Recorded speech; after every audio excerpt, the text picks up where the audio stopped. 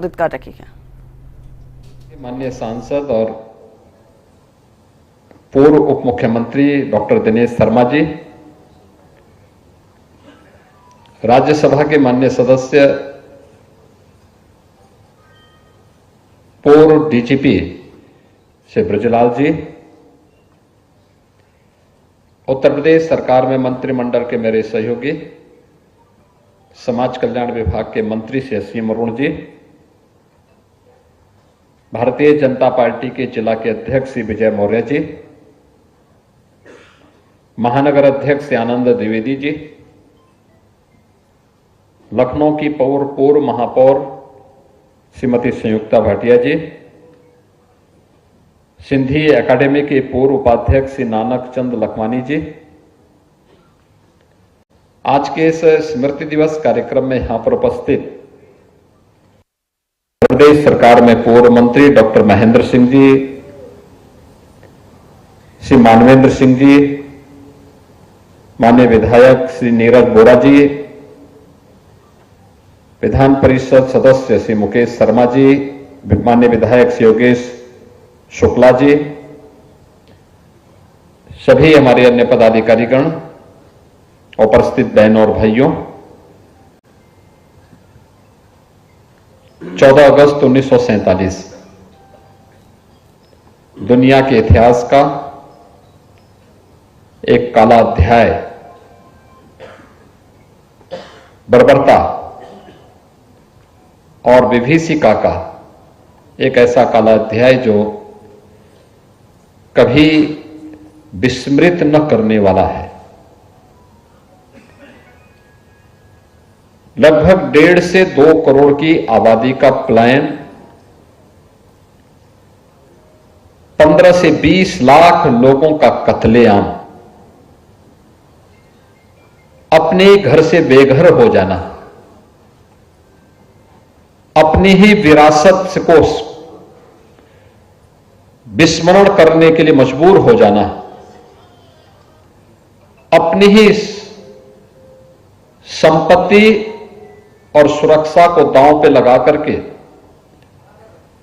दर दर की ठोकर खाने के लिए भटकना, बहन और बेटियों के साथ, माताओं के साथ जिस प्रकार की निर्ममता और बर्बरता की गई, यह 14 अगस्त 1947 की वह विभाजन की विभीषिका है जिसने पाकिस्तान जैसे दानों को जन्म दिया।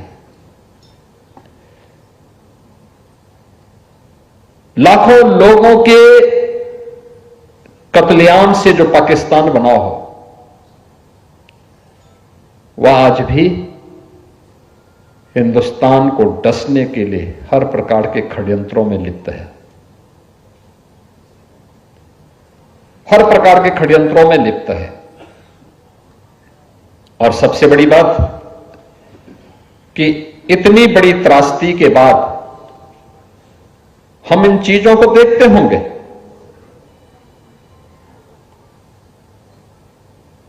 कि इस दिवस को पूरी तरह विस्मृत सा कर दिया गया। विभाजन के त्रासदी के शिकार हुए उन नागरिकों का कसूर क्या था? वे तो भारत के नागरिक थे, भारत के धर्म के साथ जुड़े हुए थे।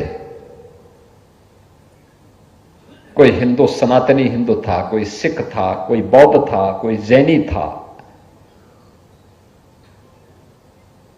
लेकिन उन्हें उस विभीषिका का शिकार, उस भीषण बर्बरता का शिकार होना पड़ा था। यह कह देना कि विभाजन, एक सनातन राष्ट्र को विभाजन की ओर धकेल देना, सृष्टि के आदि से जो देश एक था, हिमालयम समारभ्य यावत इंदु सरोवरम तम देवत निर्मितम देशम हिंदुस्तानम प्रचक्षते, जिस भारत के बारे में हमारा पुराण, हमारा साहित्य इस बात का उल्लेख करता रहा हो, कैसे उसकी 2 भुजाएं काट दी गई, कैसे उसके मूल नागरिकों का कत्लेआम कर दिया गया और इसको यह मान लिया गया कि एक प्रशासनिक निर्णय है जो शांतिपूर्ण तरीके से, जहां 2 करोड़ लोग अपने घर और अपनी संपत्ति से वंचित हो रहे हो, जहां 20 लाख लोगों का कत्लेआम किया जा रहा हो, कांग्रेस जैसे दलों को यह एक प्रशासनिक निर्णय दिखता था, जैसे 2 भाइयों की संपत्ति का विभाजन हो, जैसे 2 भाइयों के संपत्ति के विभाजन का निर्णय हो। इस प्रकार की बेशर्मीपूर्ण उनके वक्तव्य उस समय भी कांग्रेस की राजनीतिक लिप्सा को प्रदर्शित करता है, जो चरित्र उनका आज भी देखने को मिलता है। इन्होंने 1947 में देश के साथ धोखा दिया और इसको एक प्रशासनिक निर्णय मान करके, एक शांतिपूर्ण प्रशासनिक विभाजन का निर्णय बता करके देश की जनता की आंखों में धूल झोंकने का काम किया था। किस तरीके से रावलपिंडी से, मुल्तान से हिंदू और सिखों का, बौद्धों का पूरी तरह सफाया किया गया, किस तरीके से उन्हें बहन बेटियों की इज्जत के साथ खिलवाड़ किया गया। ट्रेन की ट्रेन भर के आती थी, उनके सिर कलम कर दिए जाते थे, बहन और बेटियों की इज्जत के साथ खिलवाड़ हो रहा था। लेकिन कांग्रेस के नेता देश के अंदर जश्न मनाने में लगे थे, संपत्ति बनाने में लगे थे। किसी को स्मरण नहीं हुआ देश के अंदर हर उस बड़ी त्रासदी का स्मारक बना, स्मृति दिवस मनाया गया। जलियांवाला बाग की विभत्स घटना का स्मारक बना है। उस दिवस पर हम उन वीर बलिदानियों का स्मरण करते हैं। यहां लखनऊ में काकोरी ट्रेन एक्शन के क्रांतिकारियों के प्रति श्रद्धा का भाव व्यक्त करने के लिए वहां पर स्मारक बना हुआ है, हम उनका स्मरण करते हैं। गोरखपुर के चौरी चौरा में शहीद स्मृतिका बनी हुई है, वहां पर हम उन क्रांतिकारियों का स्मरण करते हैं। लेकिन विभाजन की त्रासदी हुई इन 20 लाख लोगों के लिए कोई संग्रहालय नहीं, कोई स्मृति स्थल नहीं, कोई स्मारक नहीं, उनके बारे में कोई बोलने वाला नहीं। बहनों और भाइयों, यह स्थिति क्यों पैदा हुई, यह प्रश्न हम सबके सामने बार बार आता है। यह प्रश्न हमारे सामने बार बार आता है।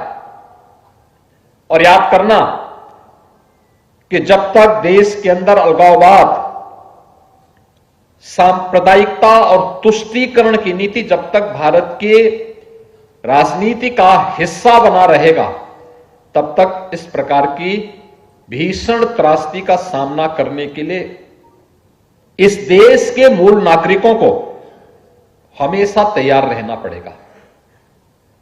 1947 में यह घटना घटित होती है।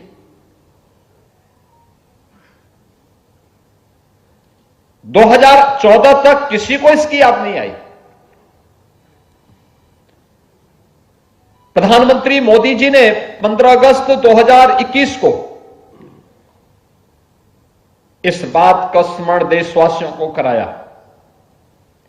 कि हम आजादी का महोत्सव तो मनाते हैं, लेकिन आजादी के एक दिन पहले क्या हुआ था, इसका भी थोड़ा हम स्मरण कर लें। स्मरण इसलिए कर लें क्योंकि यह अत्यंत महत्वपूर्ण है जानने के लिए। क्या स्मरण इसलिए महत्वपूर्ण है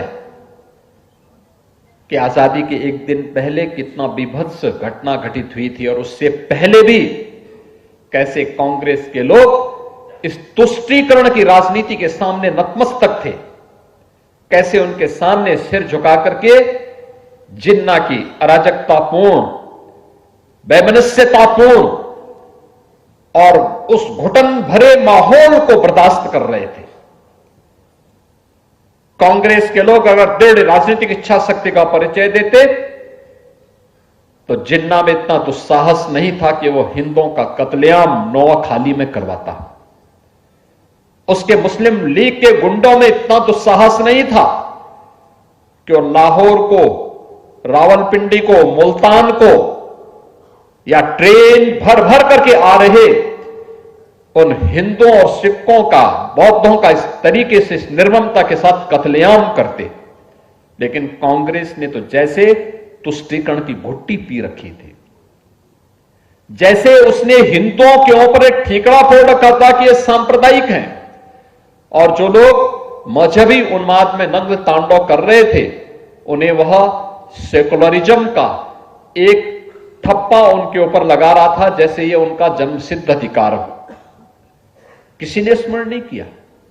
पहली बार हम आभारी हैं प्रधानमंत्री मोदी जी के, जिन्होंने इसे स्मृति दिवस के रूप में, विभाजन विभीषिका स्मृति दिवस के रूप में हम सबके सामने वर्तमान पीढ़ी को इस समझने और जानने के लिए यह अवसर दिया है। आपने देखी होगी, लघु फिल्म अभी आपने देखी है, किस प्रकार का अत्याचार था, किस प्रकार की भीषण अत्याचार हो रहे थे, किस प्रकार की विभीषिका थी, कैसे अपने घर और अपनी संपत्ति से लोग वंचित हो रहे थे, और जो लोग आ रहे थे उनके लिए न कोई मुआवजा, उनके लिए न कोई संपत्ति, उनके लिए न कोई किसी प्रकार का कोई राहत पैकेज, उनके लिए तत्कालीन कांग्रेस सरकार ने कोई भी अन्य ऐसी व्यवस्थाएं नहीं की। मुझे याद है जब मैं सांसद था, जम्मू कश्मीर के अंदर, जम्मू के अंदर पश्चिमी पाकिस्तानी शरणार्थियों के साथ उनको किसी भी व्यवस्था का हिस्सा नहीं बनाया गया था।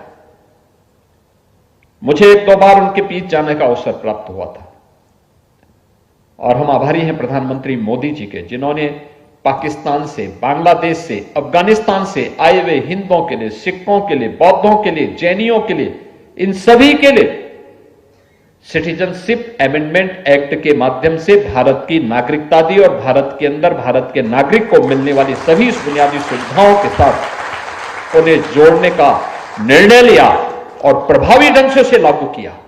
और आप देखते होंगे जब सिटीजनशिप अमेंडमेंट एक्ट लागू हो रहा था तब कांग्रेस इसके खिलाफ खड़ी हो गई थी, तब समाजवादी पार्टी इसके खिलाफ खड़ी हो गई थी, तब आरजेडी इसके खिलाफ खड़ी हो गई थी, तृणमूल कांग्रेस इसके खिलाफ खड़ी हो गई थी, वामपंथी दल इसके खिलाफ खड़े हो गए थे कि ये नहीं मिलना चाहिए। यानी पीड़ितों को न्याय, दुनिया का हिंदू प्रताड़ित होगा तो कहां जाएगा, सिख प्रताड़ित होगा तो कहां जाएगा, बौद्ध प्रताड़ित होगा तो कहां जाएगा। एक ही शरण स्थली है, वह हिंदुस्तान है, भारत है। भारत के सिवाय कोई दूसरी शरण स्थली उनके लिए नहीं है। क्या स्थिति थी 1947 में? अगर कांग्रेस ने इस विभाजन की, इस विभीषिका के लिए कांग्रेस जिम्मेदार है, तो पाकिस्तान और बांग्लादेश के अंदर होने वाले अत्याचार के लिए भी कांग्रेस बराबर की जिम्मेदार है। याद करिए 1947 में पाकिस्तान के अंदर हिंदुओं की संख्या ये 20% थी, आज ये 2% रह गई है। बांग्लादेश के अंदर हिंदुओं की आबादी 28% थी, 28 से 30% थी, आज ये घट करके 8% रह गई है। और पिछले 6 महीने से आपने देखा होगा बांग्लादेश के अंदर किस प्रकार के हमले हो रहे हैं, किस प्रकार के कत्लेआम हो रहे हैं, किस प्रकार की बर्बरता मंदिरों पर और वहां के गुरुद्वारों पर हो रहा है, ये किसी से छुपा हुआ नहीं है। बहनों और भाइयों, ये तुष्टीकरण की राजनीति है, जब तक देश के अंदर चलेगी, जब तक वैमनस्यता इस देश के अंदर इसी प्रकार से चलता रहेगा और गुमराह करने की रणनीति इसी प्रकार से चलती रहेगी, इस समस्या का समाधान नहीं है। कांग्रेस ने तो हिंदुस्तान के सामने स्वतंत्र भारत में विभाजन के बावजूद उन्होंने उस प्रकार के नए पाकिस्तान बनाने की रणनीति प्रारंभ कर दी थी। आपने देखा होगा जम्मू कश्मीर के अंदर धारा 370 लागू करना, ये कांग्रेस की उसी रणनीति का हिस्सा था।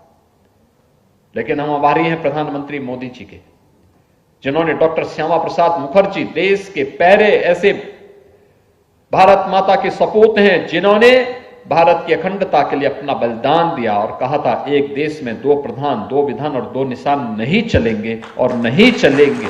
उन्होंने इसलिए अपने आप बलिदान किया था और डॉक्टर श्यामा प्रसाद मुखर्जी के सपने को साकार करने का काम प्रधानमंत्री मोदी जी ने किया। जम्मू कश्मीर में धारा 370 को सदैव के लिए समाप्त करके आज जम्मू कश्मीर को भारत गणराज्य का अभिन्न हिस्सा बना करके कश्मीर को विकास और लोकतंत्र की एक नई धारा के साथ जोड़ने का काम किया। आज भारत का कानून जम्मू कश्मीर के अंदर भी लागू होता है, आज वहां पे भी लागू होता है। लेकिन कांग्रेस के द्वारा जो विभाजन की खाइयां और चौड़ी करने के प्रयास हो रहे थे, जो षड्यंत्र प्रयास हो रहे थे, आज भी वो यही कर रहा है, आज भी वो यही कर रहा है, गुमराह करती है। याद करिए, ये वही कांग्रेस है जिसने स्वतंत्र भारत में बाबा साहब डॉक्टर भीमराव अंबेडकर के न चाहने के बावजूद धारा 370 कश्मीर में लगाई। ये वही कांग्रेस है जिसने 1975 में देश को आपातकाल में इस देश पर थोपने का काम करके देश के संविधान का गला घोंटने का काम किया था। और यह वही कांग्रेस है जिसने 1984 में भारत के अंदर सिखों का कत्लेआम करवाया था। यानी ये वही कांग्रेस है जो लगातार एक तरफ देश के अंदर भाई भाई को लड़ाने का काम कर रही थी और दूसरी तरफ तुष्टीकरण की नीति पर चल करके देश को एक और विभाजन की ओर धकेल रही थी। और आज फिर वह मतदाता सूची के नाम पर देश की जनता को गुमराह करने का काम कर रही है। क्या कांग्रेस और उसके सहयोगी दल 14 अगस्त 1947 के इस विभत्स कृत्य के लिए उन परिवारों से, भारतवासियों से और दुनिया के हिंदुओं से माफी मांगेगी? क्या ये माफी मांगेगी? कश्मीर में अपने पाप के लिए माफी मांगेगी? 1975 में देश के संविधान का गला घोंटने का जो पाप किया था, लोकतंत्र का गला घोंटने का जो काम किया था, क्या इसके लिए माफी मांगेगी? और 1984 के कत्लेआम के लिए भी क्या देशवासियों से फिर से माफी मांगेगी? बहनों और भाइयों, हमें यह प्रश्न हर कांग्रेसी से पूछना चाहिए, उस हर व्यक्ति से पूछना चाहिए जो सेकुलरिज्म के नाम पर देश के अंदर तुष्टीकरण की पोषक नीतियों को लागू करके भारत को पुनः विभाजन के गर्त की ओर भेजना चाहते हैं। उन सब से प्रश्न किए जाने की आवश्यकता है। सच पर बहुत देर तक धूल नहीं झोंकी जा सकती। सत्य हमेशा सत्य होता है और हमें उस सत्य को स्वीकार करना होगा, हमें उस सत्य की ओर बढ़ना ही होगा। और सत्य यह है कि भारत की मजबूती के लिए आज हम सबको प्राणपण से जुट करके कार्य करना होगा। जातिवाद की राजनीति, क्षेत्र और भाषा के नाम पर विभाजन, समाज में किसी भी प्रकार के वाद को बढ़ावा देकर के भारत की राष्ट्रीयता को, भारत के राष्ट्रवाद को अगर कोई कमजोर करता है तो भारत का हितैषी कतई नहीं हो सकता है, कतई नहीं हो सकता है। यह हम सबको याद रखना होगा। आज के इस अवसर पर मैं उन सभी परिवारों के प्रति जिन्होंने अपनों को खोया था 1947 में, उन सब के प्रति अपनी संवेदना व्यक्त करता हूं। उन सभी नागरिकों के प्रति जिनके लिए इस देश के अंदर 1947 के बाद तत्काल जिनके लिए कहीं ना कहीं कोई स्मारक बनना चाहिए था, संग्रहालय बनना चाहिए था, उनके प्रति मैं इस अवसर पर विनम्र श्रद्धांजलि अर्पित करूंगा। और 14 अगस्त को जो आधिकारिक स्मरण दिवस के रूप में हम विभाजन विभीषिका स्मृति दिवस के रूप में मना रहे हैं, इसके प्रति विभाजन संग्रहालय और डिजिटल आर्काइव के लिए, प्रधानमंत्री जी की घोषणा के लिए उन्हें मैं हृदय से उनका आभार व्यक्त करता हूं। शरणार्थी परिवारों के लिए जो योजनाएं और जीवित बचे लोगों के लिए गवाही का दस्तावेजीकरण, इन सब के माध्यम से होगा ही। साथ साथ पीड़ित परिवारों के लिए नागरिक संशोधन अधिनियम के माध्यम से जो व्यवस्था लागू की है उत्तर प्रदेश के अंदर, ऐसे परिवारों के लिए हम लोगों ने एक बड़ी कार्य योजना आगे बढ़ाई है। उत्तर प्रदेश के अंदर ऐसे लोग जो नागरिकता से वंचित थे, उन्हें अब तक इस कार्रवाई को पूरा करते हुए जमीन आवंटन की एक बड़ी कार्रवाई को उत्तर प्रदेश सरकार आगे बढ़ाने का कार्य कर रही है, जिसमें बिजनौर, पीलीभीत, लखीमपुर खीरी, रामपुर, इन सभी जनपदों के हमारे सर्वे के काम पूरे हो गए हैं और बहुत शीघ्र इस बड़े कार्यक्रम को हम आगे बढ़ाने जा रहे हैं। आज के इस अवसर पर मैं एक बार फिर से 1947 में विभाजन विभीषिका की त्रासदी के शिकार हुए उन सभी नागरिकों के प्रति जिन्होंने कांग्रेस की तुष्टीकरण की नीति का शिकार हुए थे, उनके प्रति विनम्र श्रद्धांजलि अर्पित करता हूं, उनके परिवारजनों के प्रति अपनी संवेदना व्यक्त करता हूं और आप सभी को कल देश की आजादी का 78 वर्ष पूरे होने जा रहे हैं। देश के महान क्रांतिकारियों के स्मरण करने का, स्वतंत्रता संग्राम सेनानियों के स्मरण करने का एक दिवस हम सब के पास है। आगे के संकल्पों को आगे बढ़ाने, एक विकसित भारत की परिकल्पना को साकार करने का एक दिवस हम सब के सामने है। इस दिवस के अवसर पर आप सबके प्रति मैं हृदय से आपको बधाई और मंगल में शुभकामनाएं आप सबके प्रति व्यक्त करते हुए आपको जन्माष्टमी की भी मंगल में शुभकामनाएं देता हूं। धन्यवाद। जय हिंद।